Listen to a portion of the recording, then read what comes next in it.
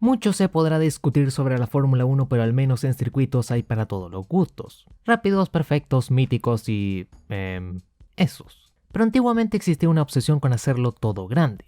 Autos con motores enormes, circuitos el doble de grandes y carreras con cientos de vueltas. Con el paso del tiempo todo se fue simplificando y hoy vemos una mezcla de circuitos históricos con circuitos nuevos que si tienen la chapita TIL que incluyen sus ricas curvas de 90 grados. Pero hoy viajaremos otra vez en el tiempo para conocer los circuitos más largos de la historia de la Fórmula 1.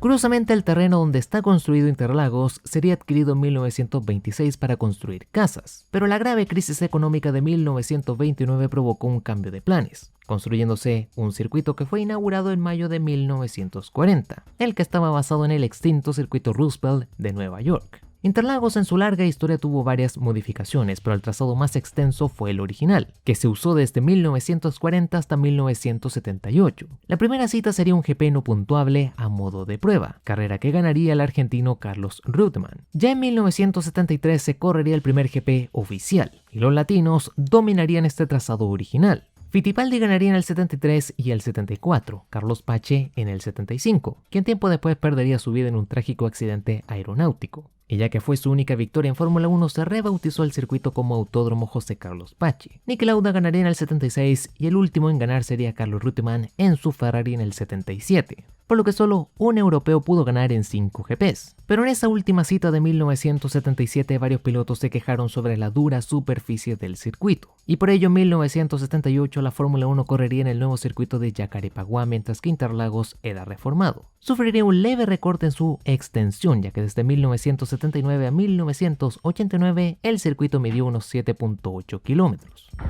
Este circuito, ubicado en Clermont-Ferrand, de ahí el nombre, se ubica en la base de un volcán extinto. Su enorme extensión, ubicación y gran dificultad le convirtió en el Nürburgring francés, siendo un duro desafío para quien quisiera pilotar aquí. Francia hospedó sus GPs en tantos lugares que estaría aquí 30 minutos mencionando cada circuito, pero este ingresaría por primera vez en 1965, donde Jim Clark logró la victoria, la pole y la vuelta rápida. Segundo llegaría Jackie Stewart, quien en 1969, cuando retornó a este circuito, lograría la victoria en Sumatra. En 1970 la Fórmula 1 buscaba correr en el circuito del Albi, pero como este plan se fue a la basura, el Gran Circo optó por Clermont-Ferrand, ya que les quedaba bastante cerca y Jochen Rindt terminaría como el ganador. La última cita tomaría lugar en 1972 cuando un insólito accidente provocaría el fin de este circuito. Si bien al estar en la base de un volcán extinto es muy exótico, las rocas volcánicas y los autos no son una buena combinación. Y bien lo sabe Helmut Marko, quien perdió la visión de su ojo izquierdo cuando Emerson Fittipaldi pasó sobre una pequeña roca que salió disparada hacia el ojo izquierdo de Helmut, atravesando la visera del casco y finalizando con la carrera deportiva del austriaco. Además de este incidente, varios pinchazos por culpa de las rocas causaron bastante problemas y la Fórmula 1 saltaría a Paul Ricard en 1973. Abus sufrió varios cambios durante los años y su trazado original medía 19 kilómetros, pero la curva para recortar el circuito se fue cambiando más y más hasta quedar en los 8.3 kilómetros, trazado que se empezó a usar luego de la guerra en 1951 y que debutó con una carrera de Fórmula 2 y Fórmula 3. Durante años desde Berlín buscaban e intentaban hospedar un GP oficial de Fórmula 1. Hasta que finalmente el Gran Circo aterrizó en 1959, en un fin de semana trágico cuando Jan Vera salió volando en la enorme curva peraltada, impactando contra el mástil de una bandera. En 1961 se inició una leve revolución donde los monoplazas ya no iban a correr en pistas con curvas inclinadas, lo que obligó a la modificación de varios circuitos, entre ellos Abus, que perdió su enorme peralte en 1967. Al final el circuito comenzó a caer en el olvido y fue recortado hasta medir solo 2.6 kilómetros, con la DTM intentando revivirlo, pero varios accidentes serios provocaron su final. Reims apareció en el primer calendario de Fórmula 1 de 1950 siendo el penúltimo GP. Ese trazado era uno que se usaba desde 1926 y se modificaría para 1952 usándose otra variante, pero la que cae en esta lista es la variante que se usó en 1953, la que aparte de recibir a la Fórmula 1 hospedaría la primera edición de las 12 horas de Reims. Este evento se corrió previo a la carrera de Fórmula 1 y la Ferrari de Umberto Maglioli y Piero Carini lideraría el evento, pero sería descalificada, todo por recibir un empujoncito en pits. Y es que el piso estaba lleno de combustible, por lo que varios empujaron sus autos, pero solo Ferrari terminó descalificado, iniciándose así un caos cuando todo el público comenzó a abuchear y lanzarle cosas a los oficiales. Ferrari amenazaría con retirar sus autos de la carrera de Fórmula 1 si no anulaban esa descalificación. Aunque al final, luego de varios llamados, Ferrari entró al GP aceptando la sanción. La carrera sería una enorme batalla entre Mike Horton, que logró vencer a la Maserati de los argentinos Juan Manuel Fangio y José Froilán González, que llegaron a solo un segundo del británico. Posteriormente, el circuito sufriría otra modificación en 1954, perdiendo unos 70 metros de distancia. Y lamentablemente hoy hay zonas de este trazado que ya no existen, así que F por Reims.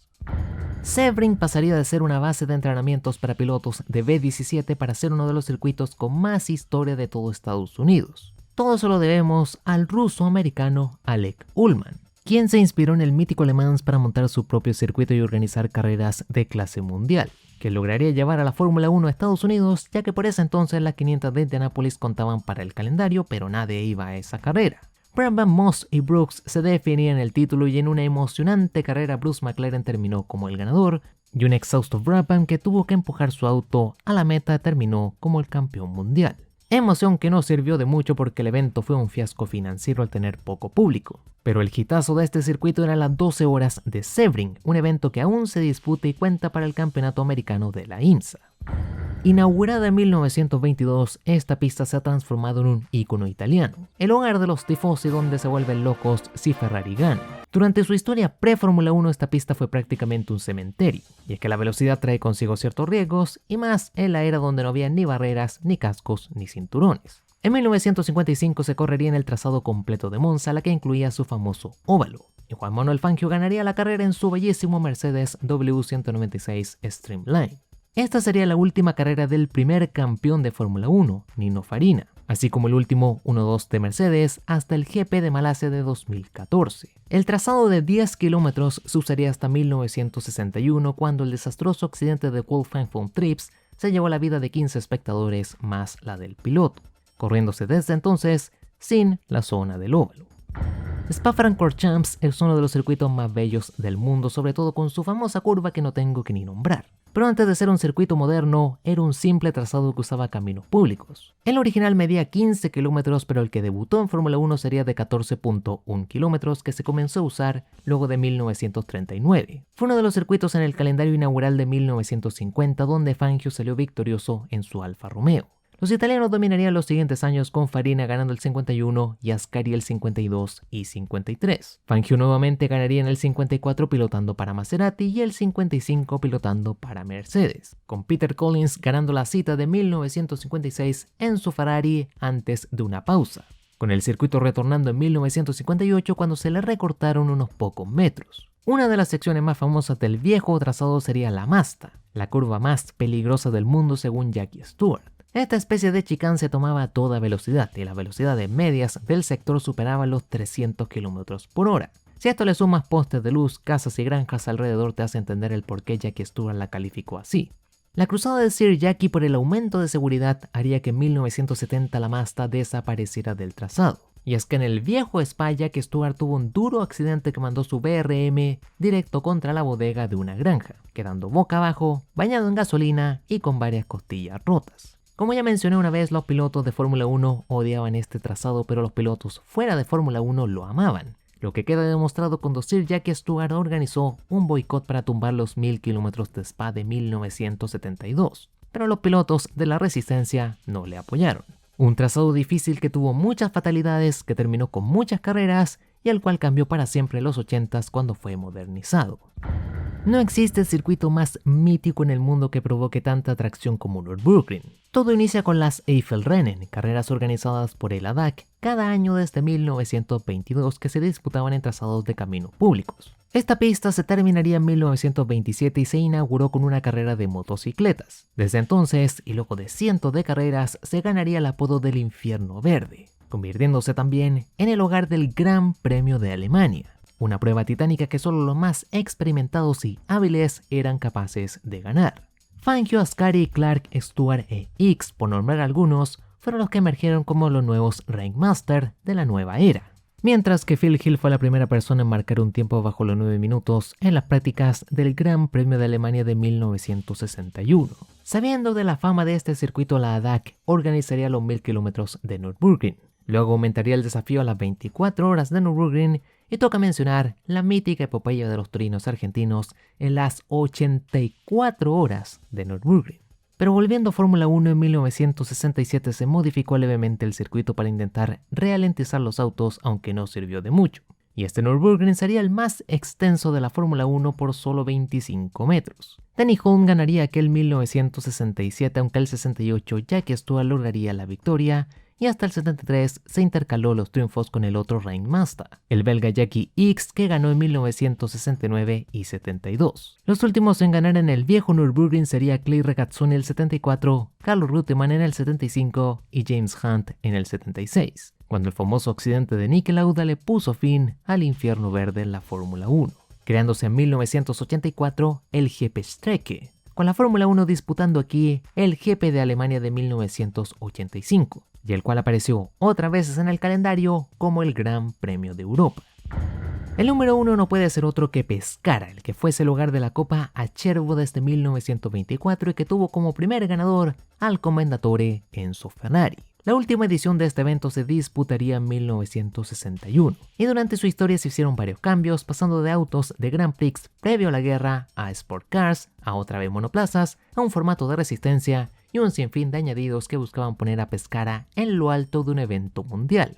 A pesar de no ser un gran premio oficial, lograba atraer a los mejores y más renombrados pilotos del mundo, y entre sus ganadores hubo varios que terminarían siendo campeones mundiales de Fórmula 1, como Alberto Ascari, que ganó en 1948, Fangio en 1950 y Mike Horton en 1953. El momento de gloria de Pescara llegaría en 1957. Peligroso como Spa Nürburgring, el trazado era famoso por ser implacable, donde un simple error te mandaba a un ataúd con gente moviéndolo al ritmo de un temazo. El triángulo mortal de casi 26 kilómetros de longitud recorría casi todo Pescara, y llegaría al calendario en 1957 más por necesidad que por gusto, todo por las cancelaciones del GP de Bélgica y de Países Bajos, siendo famoso sobre todo porque Enzo Ferrari no envió a sus pilotos temiendo de que pudiesen perder la vida en el GP. 18 vueltas para un total de 464 kilómetros de distancia total esperaban a los valientes pilotos. Los casi 200.000 espectadores verían a Stirling Moss coronarse como el ganador, quien aparte marcó la vuelta rápida, que curiosamente era el mismo tiempo que marcó Fangio al llevarse la pole. Un podio que completaron las Maseratis del mismo Fangio y del estadounidense Harry Schell.